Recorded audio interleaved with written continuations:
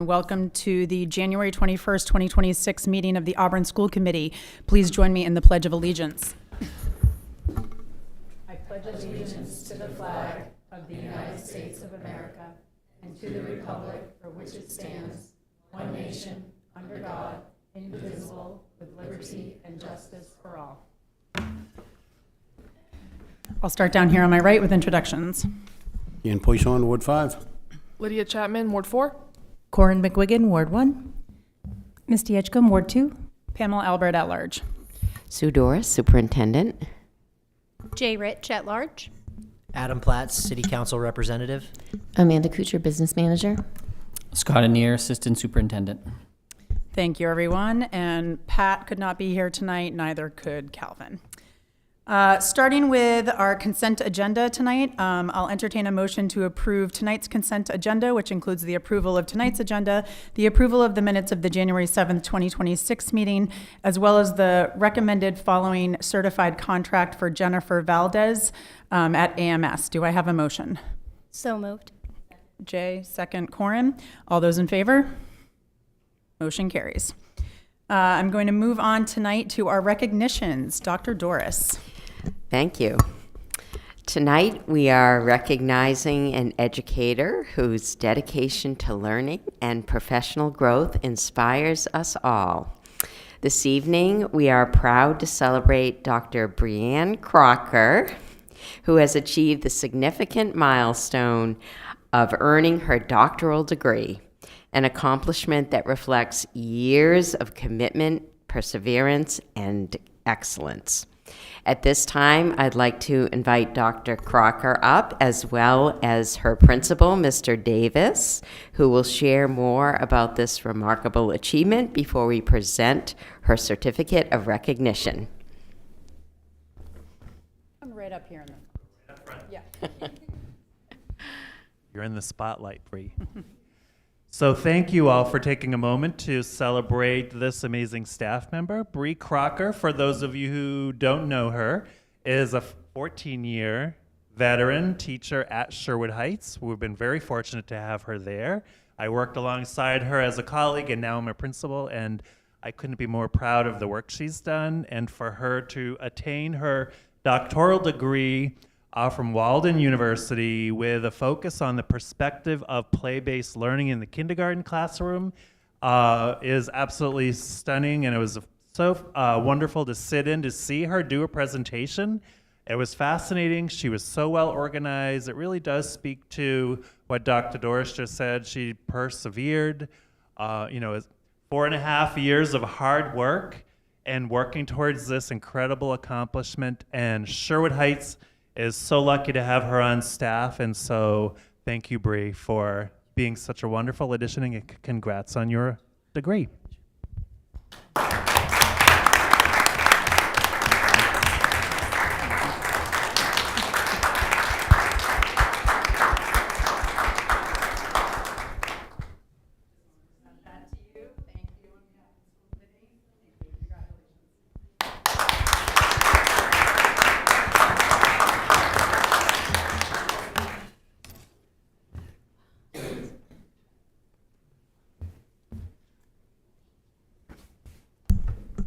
Thank you so much, and congratulations again.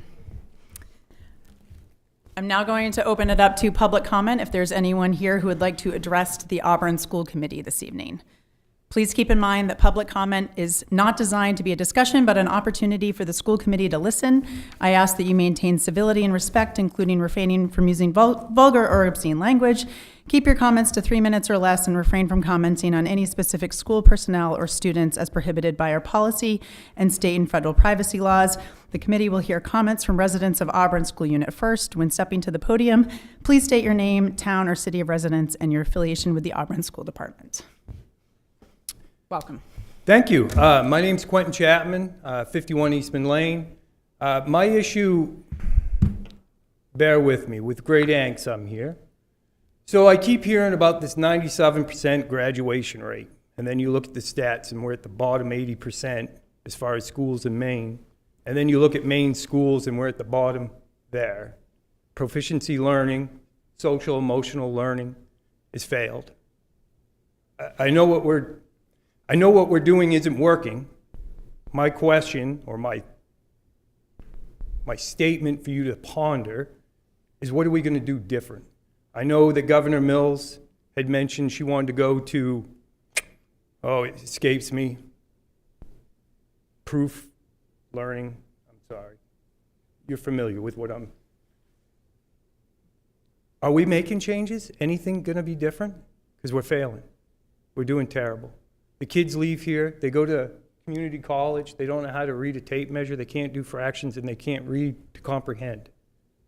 And we're holding our head up high saying, we got a great graduation rate. I don't understand. All the money we spend, you'd think we'd do a lot better. I would seriously question. Yeah, thanks. Thank you. Okay, moving on.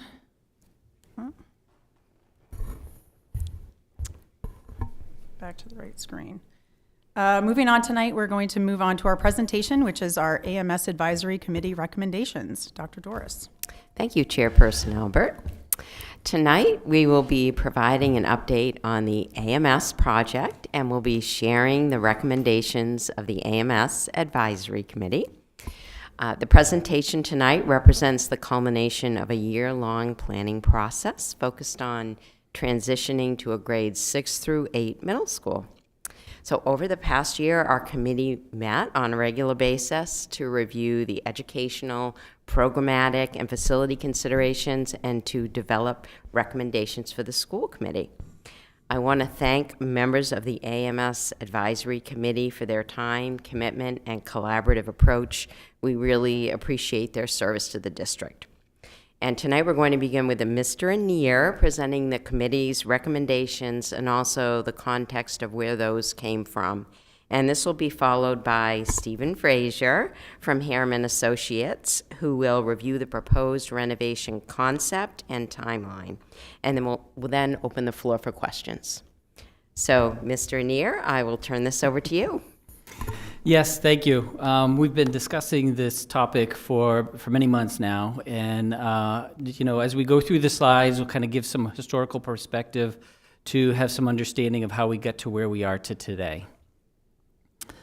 First and foremost, the recommendation is creating a grades 6, 7, and 8 middle school, which was first recommended in 2009, and the master facilities plan that was developed in 2009. And once again, to highlight part of that work, most schools at the middle school level throughout the state of Maine, the vast majority, are either a combination of 6, 7, 8 or a 5, 6, 7, 8. The Auburn Middle School is one of the very few, like you can count it on one hand, that are at 7, 8. So this isn't a unique situation where we are an outlier. We are the outlier because everyone else does have multiple grades beyond 7 and 8. And again, really to highlight, this wasn't a new initiative. This has been sitting in the books since 2009. The timeline in 2024, we came with a school committee facilities plan goal. The school department will utilize the facilities assessment to create a master plan to address the capacity, sufficiency, and structural quality of all school department facilities. This is something that every school department has. Some call it a master plan, others call it their facilities plan, but nonetheless, it's something that you find across the board. Through that work in 2024, came with some recommendations. The Facility Advisory Committee was developed, and they reviewed the facilities data and needs that were already compiled by Harriman. There was a committee that was established, spent some time really digging into the costs, the analysis, how big of a crack is a crack, how big of a hole in the roof is the roof problem, all of those things right down to enrollment numbers. And those recommendations were shared in December of 2024. The next piece was the recommendations that group brought forth to the school committee, which was to develop a standings facility subcommittee. And this would govern and oversight all facilities planning work that we had within the district. And the second major piece was an Auburn Middle School Advisory Ad Hoc Committee. And this was designed specifically on the grade 6 transition. It would help develop the programmatic facility and funding recommendations, which we'll talk a little bit more about. Recommendation number 1 was to reconfigure and renovate AMS to accommodate grades 6 through 8. That's to move all grade 6 students to the Auburn Middle School, which would create a developmentally appropriate middle school experience, improve curriculum alignment across grades 6 through 8, and expand access to electives, clubs, and athletics. Remember, we've talked in the past about our curriculum alignments, and we have kindergarten through 5, 6 through 8, and 9 through 12. That's how it's established with the state curriculum. That's how we implement it here in Auburn. And that was another major piece of being an outlier, is that we only had 7 and 8 together. And when we talk about expanding electives and clubs and athletics, some of those other pieces, typically now at the elementary level, kids get art once a week, phys ed once a week, music once a week. This would allow to follow a model where they're getting it every other day, very similar to the block schedule. Recommendation number 2 was to adopt Harriman's concept plan. Use the existing renovation concept developed by Harriman. Harriman is the district architect and engineer of record. Remember, we went out to bid for that. Builds on completed facility studies and allows the district to move forward efficiently and responsibly. Recommendation number 3, adopt the recommended funding pathway. So the group worked very hard at trying to identify what were the needs for 6th grade, as also what were the needs for the middle school that were pre-existing before. So fund the project through a 10-year capital improvement program bond, total proposed bond amount of 11.2. This aligns with the city's long-term capital planning and provides a predictable and fiscally responsible funding approach. As you know, with any type of remodeling, the list can get really, really large and very comprehensive, so the group worked very, very hard to be as fiscally responsible as they could by maintaining what was needed for 6th grade and what were the pre-existing needs that were already identified in the master's plan that were already there at the Auburn Middle School. Future cost-saving considerations. Transitioning grade 6 to AMS reduces elementary enrollment district-wide. Offers the opportunity to consider elementary school reconfiguration or consolidation through a future study. Potential long-term impacts, up to $1 million annually in operating cost savings, up to $7 million in avoided capital costs. Any future action requires study, community input, and school committee approval. Recommendation number 4. This is one of the most visible that everyone gets to see when we talk about the Auburn Middle School. Conduct a traffic and transportation study around AMS. So we'll hear from a little later from Mr. Frazier. We've been working with our city officials around what can we be doing today and what can we be doing long-term about left-hand turns into and out of Auburn Middle School. Work with the city officials on safety and traffic flow, focus on arrival and dismissal times, and continuing to work and address the concerns with families and neighbors. Number 5 would be establish a transition committee. Form a committee led by middle school administration, support students academically, socially, and emotionally, coordinate curriculum, scheduling, and staffing, and ensure clear communication with families. If we were to make ourselves through the recommendations 1 through 4, how do we start programming for staff and students to be at the Auburn Middle School? If we follow this timeline, we would be looking at the fall of 2028.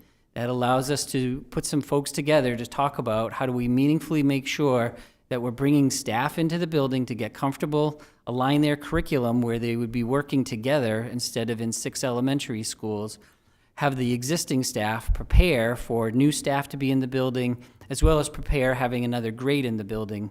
And what would those ramifications be for lunch, for phys ed, for their schedule? So that's what establishing that transition committee would allow, which is to make sure that there's even flow of work being done between the existing middle school and the incoming 6th grade, as well as to have a lot of serious conversations with families so they could really understand the changes that were taking place and how that would be implemented at the middle school. And then number 6, establish an elementary school advisory committee. establish an ad hoc committee, very similar to establishing the AMS Advisory Committee, which is an ad hoc committee. Review future elementary school configurations, use enrollment data, facility information, and importantly, community input, and bring recommendations to the school committee, because ultimately it would be a school committee decision on what we would do with the elementary schools. Project direction and oversight, focused on students and learning. It always comes back to that. Planned, phased, and transparent approach, responsible use of public funds, continued community engagement, and school committee oversight. So any actions that would move in steps 5 and 6, we would continue to keep the school committee involved, listen for feedback, provide answers, and work together simultaneously. And with that, I'm ready to turn it over to Mr. Frazier to give you some more nuts and bolts of what that would look like at the middle school.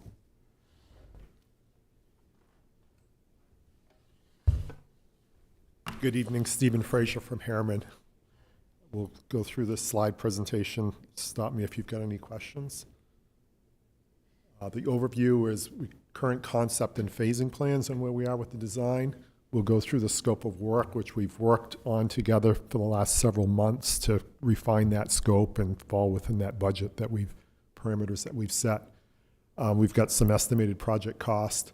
Additional information, Scott just touched on some of this. The funding CIP will cover some of it through the bond, and the kitchen portions we covered under the school lunch funding program. There are options for revolving renovation funds from the state. We're looking at a traffic study to study the turning issues in that area and the parent drop-off. We'll touch on NPS's National Park Service. They have some oversight on that property because they developed fields there in the 80s, which is very common. We'll go through the timeline and next steps. So the project overview. So originally when we looked at this project of fitting the 6th grade into the school, we were trying to fit it all within the original footprint. But to give us a little extra room and make sure the programs fit properly and we're not too tight, we looked at a small addition. So right now we're looking at building a 3-classroom addition to the left of the building. There's going to be 1 classroom on the lower floor and 2 on the upper floor. And that works because there's a slope there.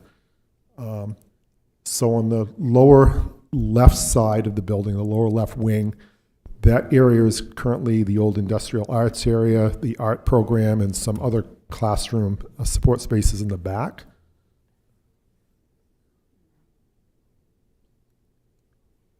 This is not plugged in.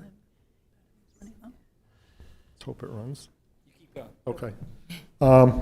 So we're going to pretty much gut the area on the lower left side and redevelop that into classroom space that's very similar to the other 3 wings of the building, and an additional classroom on the first floor. In the back middle of the building where it says STEM, that's a large storage room right now. That'll get developed into a new STEM room and also some single-user toilets to serve that population. And in the middle of the school, there's 2 entrances right there now. We're going to redevelop the right-hand entrance with a vestibule, a secure entrance vestibule into the building with a bulletproof transaction window to make it more secure, very similar to what Edward Little is. On the right side, we're really not redeveloping the 3 classroom wings that exist now, other than renovating the 3 gang toilets, which aren't fully handicapped accessible or in pretty poor condition. So any project of this size, you have to spend a portion of the money towards ADA accessibility. So that's a logical thing to spend the money on. We'd upgrade the bathrooms, make them fully accessible, and take one thing off the list of capital improvement projects that was part of the original master plan that we did a year and a half ago. And then on the second floor to the left, you can see in the red rectangle to the left, those are the 2 classrooms that we're adding. There are going to be 3 grades with 3 teams each, so we need 9 science classrooms, and we only have 4. We can fit 4 in the original building on the back walls. We're down 1 science room. So by adding this addition on this level here, we can easily add a science room in that program space instead of trying to fit a science room in one of the existing classrooms, which would have been more difficult. And then we're renovating the gang toilets on that left side. And on the right side, we'll renovate those toilet rooms. So that's pretty much the front half of the classroom area. And in the back, where the theater is now, there's the stage and then the theater seating area, and there's an operable wall there for a multi-purpose room. That operable wall would get removed and replaced with a permanent soundproof wall, and that multi-purpose space will become a dedicated music room. Behind or above the gym, there's a large locker room, toilet facilities for the gymnasium. The locker rooms and the showers are very underutilized. In fact, it's mostly storage right now. And the toilets in that area also don't meet handicapped accessibility or in poor condition. So this project would replace those toilets with all new fixtures, handicapped accessibility spacing, still provide a shower on both the boys and the girls' side for those that do take showers, provide some lockers for those that do use the lockers, but take about 2/3 of that space above it and convert that into a really nice art room with a little art display area outside, storage, a kiln room on the north side of the building, which is ideal for light. And then there's an extra space up there, which will be a nice multi-use conference room. And across the hall from that, there'll be a small special ed suite with 3 offices and a little waiting area, and they can conveniently use the conference room across the hall. In the kitchen, which is kind of a separately funded project, there's some needs in there to replace the original hood. There's some coolers and freezers that are getting old and need to be replaced, replace the ceiling tiles, and also relook at the serving lines because we're going to have more children in there. We're looking at a more efficient way to serve the food, and also the meals are different now than they were 30 years ago, so there'll be more display options and things like that. So we'll go over that in more detail. This is a concept of the serving line for the kitchen, so it'll bring some of these cooler display showcasing pieces out into the cafeteria a bit, but it should really help the circulation of students. Right now, they go in and out this very 3-foot wide door, which is a little bit of a bottleneck. So this will be much similar to how the food is served at Edward Little. It's just not nearly as large, but it'll offer them more food options, display options.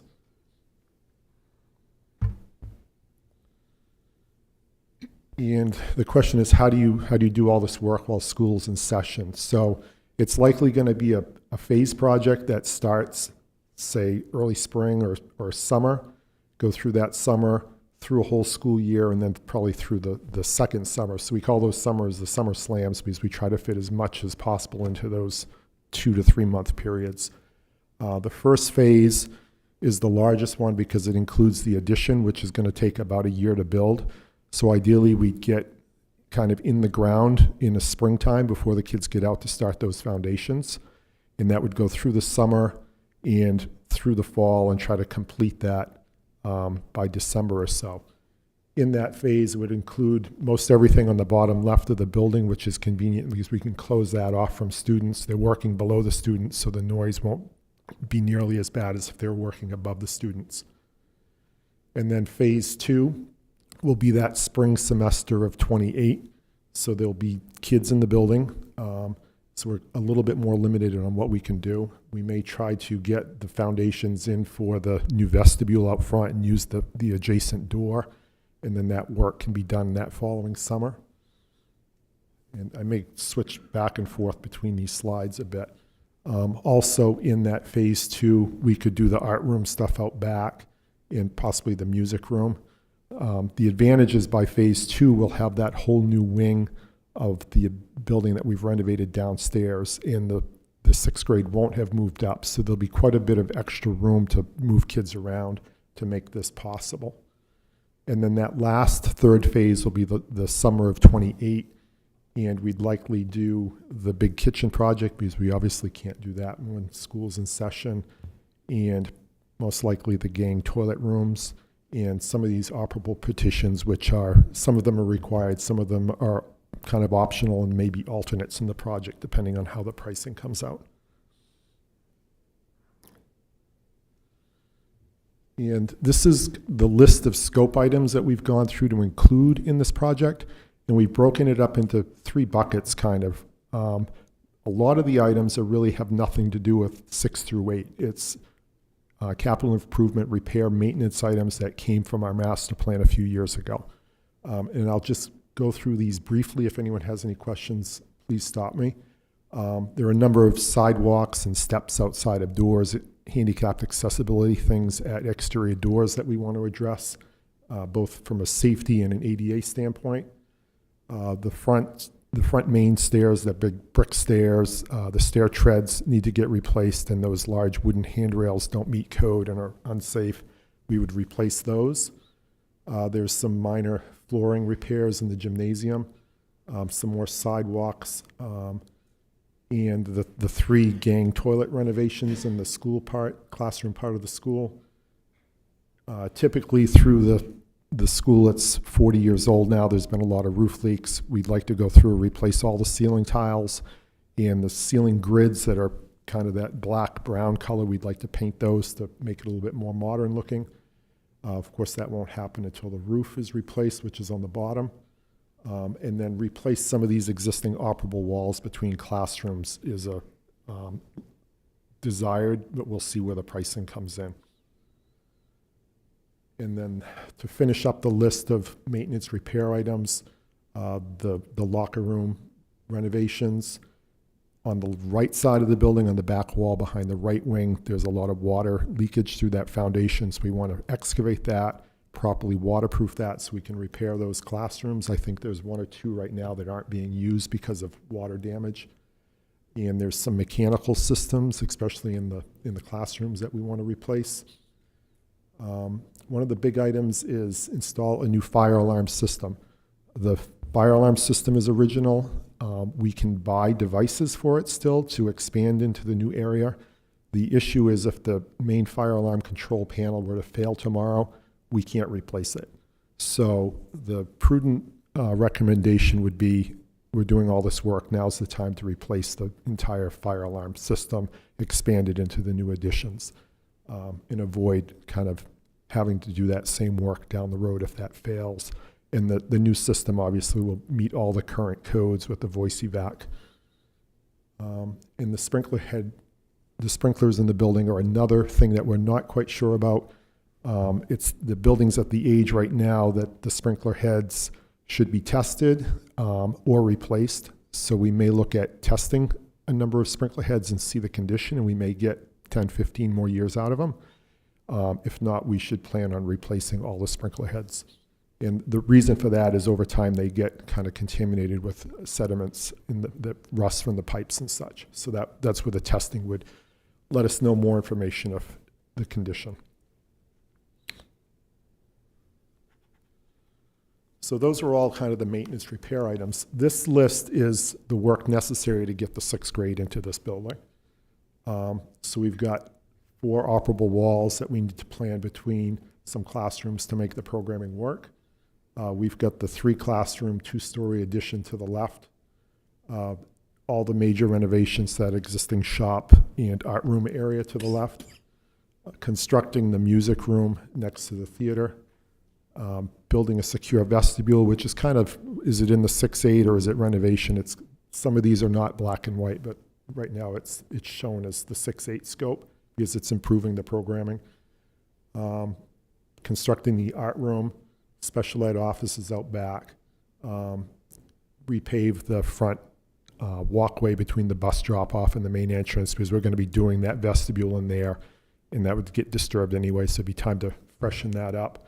And expand the intercom paging system that's fairly new into the wing. So that was originally one of the unknowns, but that system's rather new, so we're able to expand on it.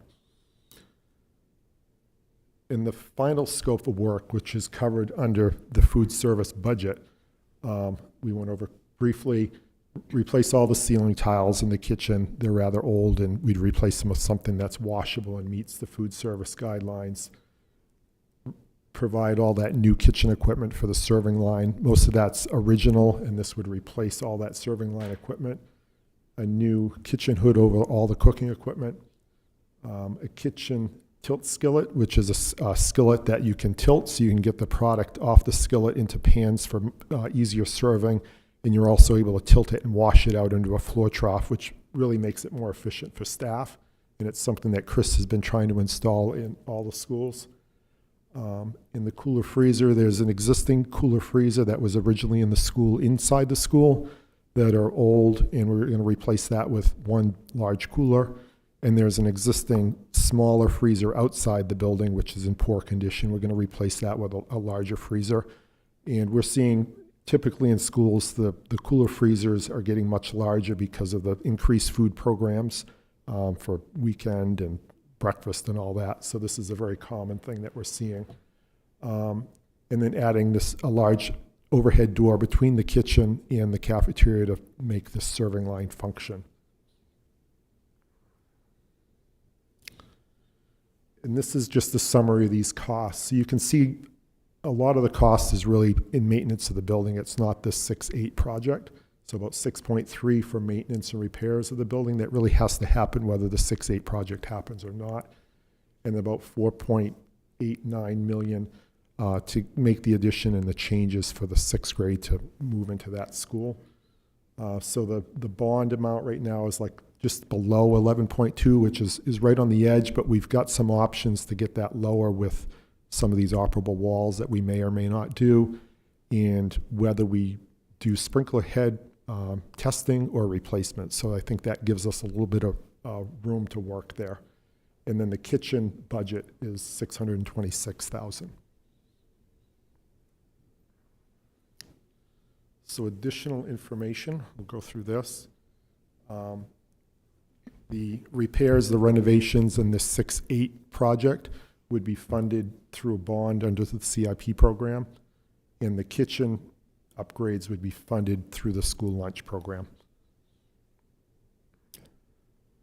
There's also options of applying for state of Maine revolving renovation funds that could fund up almost to $2 million. And that would most likely be the toilet locker room pieces, because that's a priority in the state to meet ADA upgrades. And there are different rules on this. Sometimes it forgives 30 to 70% of that, and they're paid back 5 to 10 years depending on the program.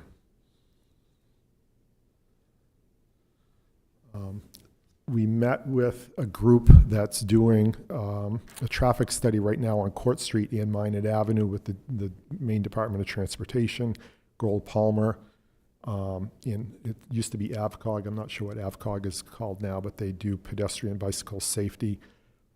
Their goal in this study right now is to improve pedestrian and bicycle safety through the city. And that part of that study goes right past Auburn Middle School. So we met with them, I think just before Christmas, to talk about concerns that we have and the communities expressed with traffic at the school. Scott and I have spent a lot of time kind of observing the traffic, and we understand it's really bad in the morning for 15, 20 minutes, and it's bad in the afternoon, say for a half an hour.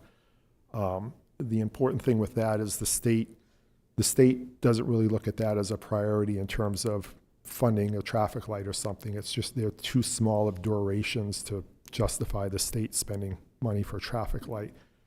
So we looked at different options of possibly having a no left turn out of the schoolyard between certain hours, which probably wouldn't be very popular. They are going to improve kind of the more defined lanes when they're in this plan, which may not get implemented for 5-6 years down the road. And then we've looked at options of possibly putting a very small roundabout in there, which would help get the traffic moving around there without having to stop. In the short term, I know the school department is working with the city to try to fund a traffic cop or director there, and I think at one of the other schools.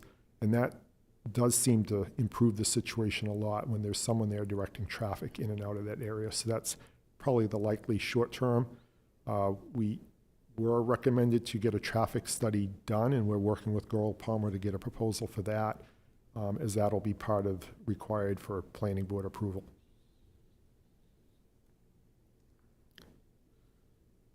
Shows up better there than here.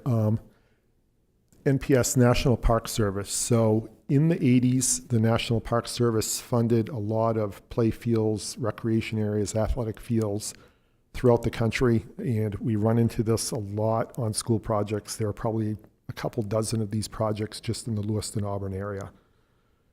And there's a big difference between one project and another. So for Edward Little, for example, they donated money to develop that field at some point. And at that point in the 80s, whenever that was done, they took control of basically just the area of where that field was at Edward Little.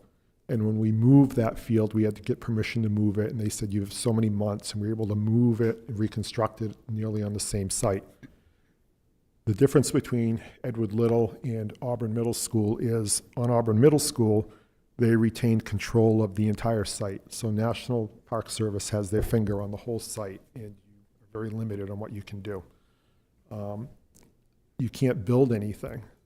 And since this was implemented, there are some things that were built, like the modulars and some sheds, and all of those things are concerns.